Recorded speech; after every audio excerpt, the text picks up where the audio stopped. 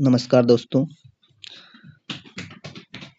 आज हम लोग एनवायरनमेंट से संबंधित एक महत्वपूर्ण वीडियो लेके आए हैं और यूपी पीसीएस से लेकर के यूपी ट्रिपल एससी के जो भी एग्जाम्स हो रहे हैं, चाहे यूपी पीएसआई हो, चाहे यूपी कांस्टेबल हो, चाहे होमगार्ड हो, उस सब में एनवायरनमेंट से क्वेश्चन तो पूछा ही जाता है। साथ ही साथ एनवायरनमेंट सब्जेक्ट आज के दौर के लिए बहुत ही ज़्यादा इम्पोर्टेंट है।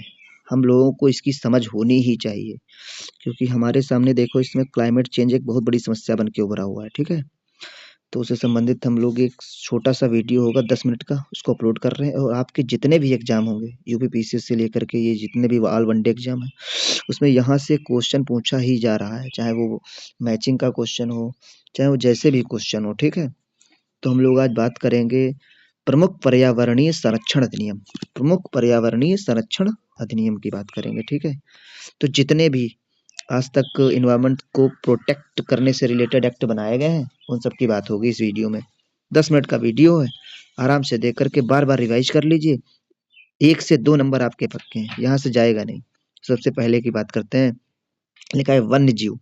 वन्य जीव का मतलब वाइल्ड लाइफ, जो जंगल में रहते हैं, उनके संरक्षण अधिनियम। देखो, वाइल्ड लाइफ प्रोटेक्शन एक्ट बना था, कब बना था भाई? 1972 में। कब बना था भाई? 1972 में। बिल्कुल याद कर लीजिए। इसमें संशोधन भी हो चुका है, अभी 2023 में ही इसमें संशोधन हुआ था, तो आपको ये भी पता होना चाहिए। स्टॉकहोम जो कॉन्फ्रेंस हुई थी, उसके उद्देश्यों की पूर्ति के लिए, जो स्टॉकहोम कॉन्फ्रेंस हुई थी भाई, स्टॉकहोम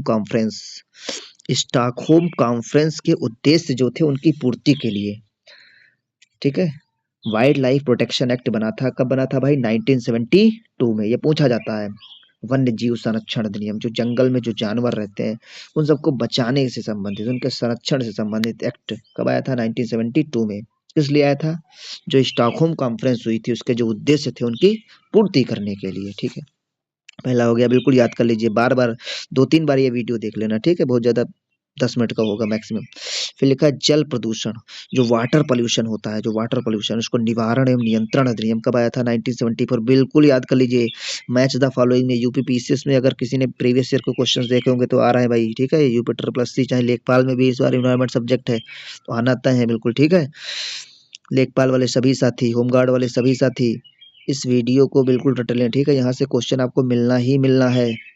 1974 में, 1974 में जल प्रदूषण निवारण एवं नियंत्रण अधिनियम कब आया था? 1974 में। इसी के तहत सीपीसीबी की स्थापना हुई थी। किसकी स्थापना हुई थी? सीपीसीबी। सीपीसीबी क्या होता है भाई? Central pollution control board. एक क्वेश्चन ये भी पूछता है कि भारत में पोल्यूशन को कंट्रोल करने के लिए एपेक्स बॉडी कौन सी है, मतलब कि सबसे बड़ी बॉडी जो पूरे भारत में जो पोल्यूशन को कंट्रोल करती है, वो कौन सी है? तो कौन सी है भाई? सीपीसीबी है। CPCB, central pollution control board. तो ये बात हो गई। फिर उसके बाद में वायु प्रदूषण भाई, वायु प्रदूषण। आपको पता है कि दिल्ली एनसीआर में वायु प्रदूषण की कितनी बड़ी समस्या होती है, हर साल वही समस्या। तो वायु प्रदूषण निवारण एवं नियंत्रण अधिनियम कब आया था? 1981 में। कब आया था भाई? 1981 में। 1981 में, बिल्कुल रट लीजिए। एक बार हमारे साथ रिवीजन करिए। वन्य जीव संरक्षण अधिनियम कब आया था बताइए? 1972। आपसे पूछ ले जल प्रदूषण निवारण एवं नियंत्रण अधिनियम 1974। इसी के तहत सीपीसीबी की स्थापना। 1981 में क्या आया था? वायु प्रदूषण निवारण एवं नियंत्रण अधिनियम 1981। अब आपको पता होगा, थोड़ा सा इसको डिटेल्ड एक्सप्लेनेशन कर लेते हैं कि जो AQI आपने सुना होगा, एयर क्वालिटी इंडेक्स, कि आज दिल्ली एनसीआर, नोएडा, गुड़गांव, इनका AQI इतना हो गया, इतने ज्यादा हो गया है, बहुत खराब हो गया है। तो AQI के बारे में आपको जानकारी होनी चाहिए पहले से। एयर क्वालिटी इंडेक्स, उसमें कौन सी गैसेस होती हैं, कौन सी नहीं होती, इस प्रकार से क्वेश्चन बना देता है। ठीक है, तो एक बात याद रखना, जैसे क्वेश्चन वो पूछता है तो बता देना AQI। कौन सा? AQI। AQI में याद रखना, ये जो गैस होती है CO मतलब कार्बन मोनोऑक्साइड। कौन सी? Carbon monoxide. ये गैस नहीं होती है, बाकी आप एलिमिनेट कर लेंगे। ठीक है, अब आगे बढ़ते हैं। फिर लिखा है पर्यावरण संरक्षण अधिनियम। बहुत बार क्वेश्चन पूछा गया है। पर्यावरण संरक्षण अधिनियम मतलब इन्वायरमेंट को प्रोटेक्ट करने से संबंधित जो एक्ट आया था 1986, बिल्कुल रट लीजिए। ठीक है, फिर लिखा है वन संरक्षण अधिनियम, वनों को बचाने से संबंधित कब आया? 1980। 1980। फिर जैव विविधता लिखा है भाई, जैव विविधता अधिनियम कब आया? 2002। जैव विविधता मतलब बायोडाइवर्सिटी एक्ट 2002 में आया। ठीक है, फ्लोरा एंड फौना, किस क्षेत्र में कितने ज्यादा जीव हैं, कितनी प्रजातियां हैं उनकी, कितने प्रजाति के वहां पे वन पाए जाते हैं, पेड़ पौधे पाए जाते हैं, उसी को क्या बोलते हैं, जैव विविधता। तो जैव विविधता अधिनियम कब आया था भाई, 2002। बिल्कुल आपको याद होना चाहिए, बिल्कुल आपको याद होना चाहिए, ठीक है। एक एक फिर से रिवीजन यहाँ तक करवा रहा हूँ, ठीक है, एक बार फिर से रिवीजन यहाँ तक करवा रहा हूँ, ठीक है। वन्य जीव संरक्षण अधिनियम कब बताइए, 1972। जल प्रदूषण एवं निवारण एवं नियंत्रण अधिनियम 1974। 1974, इसके 2 साल बाद फिर वायु प्रदूषण वाला आ गया 1981। फिर पर्यावरण संरक्षण अधिनियम आ गया, कब आ गया, 1986। फिर वन संरक्षण अधिनियम आ गया 1980। फिर जैव विविधता अधिनियम 2002। बिल्कुल आप लोग याद कर लीजिए। फिर देखो ध्वनि प्रदूषण, जो नॉइज पॉल्यूशन होता है, उसका विनियमन एवं नियंत्रण अधिनियम कब आया था, 2000, सन 2000 में। सन 2000 में क्या है, ध्वनि प्रदूषण। सन 2000 में क्या आया, ध्वनि प्रदूषण। बिल्कुल आप लोग रिवाइज कर लीजिए, ठीक है। अच्छा ये बताइए ध्वनि प्रदूषण किसको कहते हैं, कितने डेसिबल से ज्यादा अगर आवाज होती है तो उसको ध्वनि प्रदूषण कहते हैं, नॉइज पॉल्यूशन कहते हैं। आप लोग बताएंगे कमेंट बॉक्स में, जो भी लोग देखेंगे। फिर लिखा ये देखो कहीं नहीं मिलेगा, लेकिन यहाँ से क्वेश्चन आ सकता है अगर रैंडम रखता है। बैटरी प्रबंधन एवं हैंडलिंग नियम, बैटरी प्रबंधन, बैटरी प्रबंधन एवं हैंडलिंग नियम, बैटरी प्रबंधन एवं हैंडलिंग नियम कब आए थे, 2001 में। कब आए थे, 2001 में, ठीक है। यहाँ से क्वेश्चन भाई बहुत वेरी इंपॉर्टेंट है भाई, बहुत मोस्ट इंपॉर्टेंट है भाई। एनजीटी, कौन सा, NGT, NGT, NGT, national green tribunal, national green tribunal, national green tribunal भाई, एनजीटी। सबसे पहले यही पूछा जाता है, एनजीटी की फुल फॉर्म पूछ ली जाती है। तो नेशनल ग्रीन ट्राइब्यूनल कब स्थापना हुई, सन 2010। बिल्कुल रट लीजिए आप लोग। जो पर्यावरण संबंधी जो विवाद होते हैं उनके निपटारे के लिए, पर्यावरण संबंधी जो विवाद होते हैं उनके निपटारे के लिए इसकी स्थापना की गई थी। किसकी स्थापना की गई थी आप लोग बताइए, एनजीटी। कब स्थापना, 2010 में, ठीक है। फिर राष्ट्रीय वन नीति आई, क्या आई, राष्ट्रीय वन नीति कब आई थी, आप लोगों को पता होना चाहिए। राष्ट्रीय वन नीति कब आई थी, 1988 में। कब आई थी, 1988 में। और इसी के तहत ये जो नीति थी हमारी राष्ट्रीय वन नीति, इसी का टारगेट था कि देश का जो टोटल क्षेत्रफल है, देश का जो टोटल क्षेत्रफल है। अच्छा आप लोग कमेंट बॉक्स में बताएंगे कि जो भारत का क्षेत्रफल है वो कितने नंबर पे है, भारत का क्षेत्रफल वो कितना है, और साथ ही साथ पूरे विश्व में भारत का बाई एरिया कौन सी रैंकिंग है भारत की, ये सब बताइए आप लोग। देश के कुल क्षेत्रफल का 1/3 वनों व वृक्षों से आच्छादित होना चाहिए।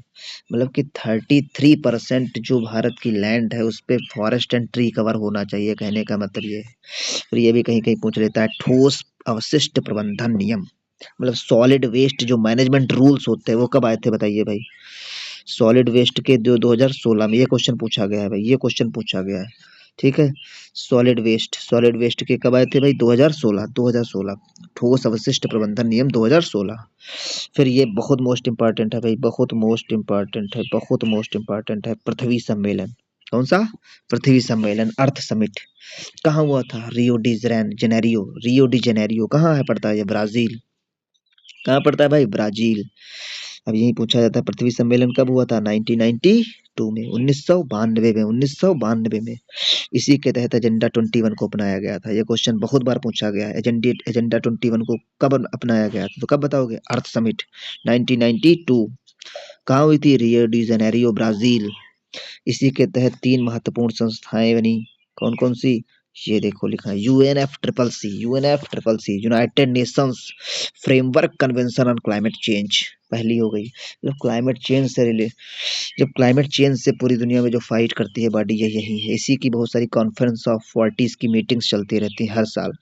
यूएनसीबीडी, united nations conference on biodiversity, ये बायोडाइवर्सिटी से रिलेटेड है। ये यूएनसीसीडी है, united nations convention to combat desertification, ये मरुस्थलीकरण से निपटने के लिए है भाई, ये मरुस्थलीकरण से निपटने के लिए है, ठीक है। तो इस प्रकार से ये पूरा वीडियो हो गया है, और आप सभी से निवेदन है कि सभी लोग चैनल को सब्सक्राइब कर दें, वीडियो को लाइक कर दीजिए, ज़्यादा से ज़्यादा शेयर करिए, और इसको बार बार रिवाइज करिए, 4-5 बार करेंगे आपको 1 से 2 नंबर, चाहे किसी भी एग्जाम की तैयारी कर रहे हो आप लोग। और जो अगला वीडियो इसी चैनल पे आएगा वो सस्टेनेबल डेवलपमेंट गोल से रिलेटेड आएगा। जो यूनाइटेड नेशंस का जो टारगेट था 2015 से लेकर 2030 तक, उन गोल्स को अचीव करना। टोटल गोल 17 है, उन 17 को भी हम बिल्कुल ट्रिक के माध्यम से बार बार रिवाइज करके आपको बिल्कुल याद करा देंगे। 15 से 20 मिनट का वीडियो होगा, और आराम से चैनल को भाई सब्सक्राइब कर लीजिए, चैनल को सब्सक्राइब करके अपना समर्थन दिखाएं, ठीक है। नमस्कार।